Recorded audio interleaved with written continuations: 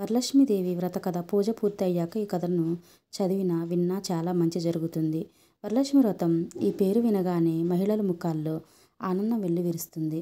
సిరి సంపదలు, సౌభాగ్యాలను ప్రసాదించే ఈ పవిత్రమైన వ్రతం శ్రావణ మాసంలో అత్యంత భక్తి శ్రద్ధలతో ఆచరిస్తారు. ఈ వ్రతం సంపూర్ణం కావాలంటే వరలక్ష్మి వ్రత కథను చదవాలి లేదా వినాలి. మనకు ఈ వ్రత కథలోని వరలక్ష్మి వ్రత దానం, వ్రత కల్పం గురించి విశేషాలన్నీ మహర్షులు వివరించారు. ఈ సంవత్సరం వరలక్ష్మి వ్రతానికి కింది ఉన్న వరలక్ష్మి వ్రత కథను చదివి మీరు, మీ కుటుంబ సభ్యులు ఆ వరలక్ష్మీదేవి ఆశీస్సులు పొందాలని ఆకాంక్షిస్తున్నాను. వరలక్ష్మి వ్రత కథ గురించి స్వయంగా పరమేశ్వరుడు పార్వతీదేవికి వివరించిన వరలక్ష్మి వ్రత మహత్యం సూత మహాముని, సౌనికాది మహర్షులను చూసి ఇలా చెప్పారు. మహర్షులారా, స్త్రీలకు సకల సౌభాగ్యములు, సిరి సంపదలు ఇచ్చే ఒక వ్రతాన్ని సాక్షాత్ ఆ పరమేశ్వరుడే పార్వతీదేవితో చెప్పారు. ఈ వ్రతం గురించి మీకు వివరిస్తాను, వినండి. కైలాస పర్వతమున ఆ పరమేశ్వరుడు కూర్చొని ఉండగా పార్వతీదేవి వచ్చి స్వామికి నమస్కరించి ఇలా అడిగెను. దేవా, లోకంలో వ్రతం చేస్తే స్త్రీలందరికీ సకల సౌభాగ్యాలు, పుత్రపౌత్రాదులు, సిరి సంపదలు కలుగుతాయో నాకు చెప్పగలరు అని ప్రార్థించెను. అప్పుడు ఆ పరమేశ్వరుడు ఇలా పలికెను. దేవి, స్త్రీలకు సకల సౌభాగ్యములు కలుగజేసే వ్రతం ఒకటి ఉన్నది. అదే వరలక్ష్మీదేవి వ్రతం. ఈ వ్రతమును శ్రావణ మాసంలో శుక్లపక్షంలో వచ్చే పౌర్ణమి తిథికి ముందు వచ్చే శుక్రవారం రోజున చేయవలెను అని చెప్పగా పార్వతీదేవి ఇలా అడిగెను. ఓ లోకరక్షక, ఈ వ్రతమును ఎలా చేయవలెను? వరలక్ష్మి వ్రత విధానము ఏమిటి? ఏ దేవతను ఆరాధించవలెను? ఇంతకు ముందు ఈ వ్రతమును ఎవరైనా ఆచరించారా? దీని గురించి నాకు వివరించగలరు అని ప్రార్థించెను. అప్పుడు పరమేశ్వరుడు పార్వతీదేవిని చూసి, ఓ కామాక్షి, వరలక్ష్మి వ్రతము గురించి సవిస్తరముగా చెబుతాను, వినుము. పూర్వము మగధ దేశమున కుండి నంబమనే పట్టణము ఉన్నది. ఆ పట్టణము బంగారు ప్రాకారములతోనూ బంగారు గోడలు కలిగిన ఇళ్లతోనూ ఉండేది. చారుమతి వృత్తాంతం. వరలక్ష్మి వ్రతానికి పునాది ఆ పట్టణం నందున చారుమతి అనే బ్రాహ్మణ స్త్రీ ఉండేది.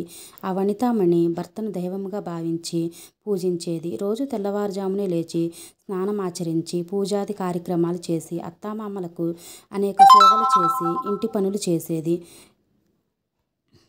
మితముగా ప్రియముగా మాట్లాడుతూ అందరితో సఖ్యముగా ఉండేది.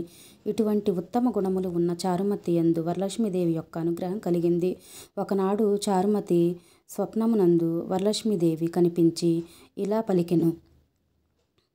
ఓ చారుమతి, నేను వరలక్ష్మీదేవిని. నీ యందు నాకు అనుగ్రహం కలిగి ప్రత్యక్షమైతిని.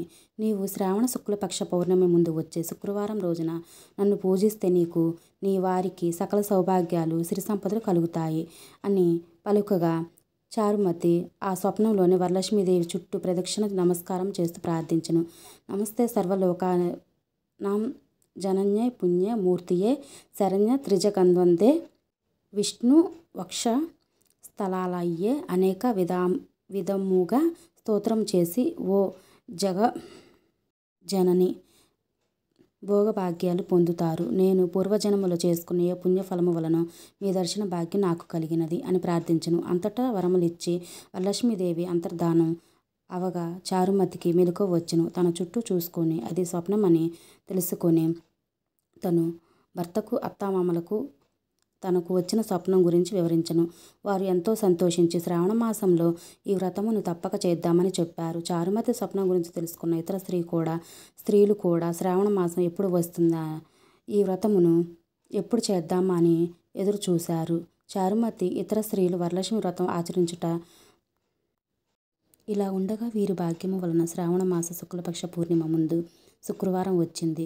అంతటా చారుమతి ఇతర స్త్రీలు ఈ రోజే కదా వరలక్ష్మీదేవి వ్రతం చేయమని చెప్పినది అని అనుకొని ఆ రోజు తెల్లవారుజామునే లేచి తలస్నానం చేసుకొని శుభ్రమైన వస్త్రములు ధరించి చారుమతి యొక్క గృహంలో ఈశాన్య మూలన గోమయంతో అలికి ఒక మండపమును ఏర్పాటు చేసి దానిపైన కొత్త బియ్యమును పోసి మర్రిచిగుళ్ళు, పంచపల్లవాలతో బిల్వం, తులసి, వేప, రావి, మామిడి కలశమును ఏర్పాటు చేశారు. ఇందులోనికి వరలక్ష్మీదేవిని ఆవాహన చేసి చారుమతి మొదలైన స్త్రీలందరూ మిక్కిలి భక్తి శ్రద్ధలతో సాయంకాలమున స్లో పద్మాసనే పద్మయే పద్మకరే సర్వలోకైక పూజితే నారాయణ ప్రియే దేవి సుప్రీత భవ సర్వదా అనే శ్లోకము చెప్పి ధ్యాన ఆవాహనాది సోపచారములతో అమ్మవారిని పూజించి 9 సూత్రములు కలిగిన తోరంబును వారి కుడి చేతికి కట్టుకొని వరలక్ష్మీదేవికి అనేక విధమైన నైవేద్యాలు సమర్పించి ఆ మండపము చుట్టూ ప్రదక్షిణ చేశారు. మొదటి ప్రదక్షిణ ముగియగానే వారి కాళ్ళు ముందు గళ్ళు గళ్ళు మంటూ మంజీరములు ఇతర ఆభరణములు ప్రత్యక్షమయ్యాయి. వారు మిక్కిలి సంతోషించి రెండో ప్రదక్షిణ చేయగానే వారి చేతులకు నవరత్నాలతో కూడిన బంగారు హస్తభరణములు ప్రత్యక్షమయ్యాయి. వారు మరింత ఉత్సాహంతో మూడో ప్రదక్షిణ చేయగా వారు సర్వభరణాలంకృతులయ్యారు. అంతటా చారుమతి మొదలైన స్త్రీలు ఇళ్లలో సర్వభరణముల రథగజ తురగ వాహనములు నిండి ఉండెను. ఆ స్త్రీలందరూ వెళ్ళడానికి వారి ఇళ్ల నుండి రథములు వచ్చి చారుమతి ఇంటి దగ్గర ఉండెను. ఇప్పుడు చారుమతి ఇతర స్త్రీలు ఆ వ్రతమును కల్పోక్తంగా తమతో చేయించిన ఆ బ్రాహ్మణులకు గంధపుష్పాలతో పూజించి 12 ఉండ్రాలను దక్షిణ తాంబూలములను ఇచ్చి నమస్కరించి ఆ బ్రాహ్మణుని ఆశీర్వాదం పొంది ఆ వరలక్ష్మీదేవికి నివేదించిన నైవేద్యములను బంధుమిత్రులతో కలిసి భుజించినారు. తరువాత వారి కొరకు వచ్చిన వాహనములను ఎక్కి వారి ఇళ్లకు వెళుతూ ఒకరితో ఒకరు చారుమతీదేవి ఎంతటి భాగ్యవంతురాలు, ఆ బ్రాహ్మణుని ఆశీర్వాదం పొంది ఆ వరలక్ష్మీదేవి నివేదించిన నైవేద్యములను బంధుమిత్రులతో సాక్షాత్ ఆ వరలక్ష్మీదేవి ఆవిడ స్వప్నంలోకి వచ్చి ఈ వ్రతం గురించి చెప్పినది అని చారుమతిని మిక్కిలి కొనియాడుతూ వారి ఇళ్లకు వెళ్ళినారు. అప్పటి నుండి చారుమతి ఇతర స్త్రీలు ప్రతి ఏటా ఆ వరలక్ష్మీదేవి వ్రతమును చేస్తూ అష్ట ఐశ్వర్యములతో భోగభాగ్యాలతో తులతూగుతూ ఉన్నారు. కావున ఓ పార్వతి, ఈ వ్రతమును 4 వారములు చేయవచ్చును. అలా చేసినచో వారికి సకల సుఖములు సౌభాగ్యములు ఆ వరలక్ష్మీదేవి యొక్క అనుగ్రహంతో కలుగును.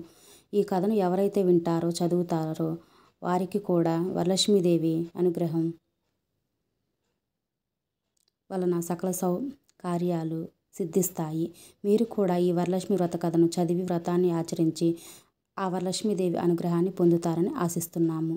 మీకు ఈ వీడియో నచ్చితే తప్పకుండా లైక్ చేసి షేర్ చేయండి. మరిన్ని మంచి వీడియోస్ కోసం నా ఛానల్ని ఇప్పుడే సబ్స్క్రైబ్ చేసుకోండి. వీడియో ఎవరైనా కొత్తగా చూస్తున్నట్లయితే లైక్ చేయండి ఫ్రెండ్స్. అలాగే థ్యాంక్ యూ.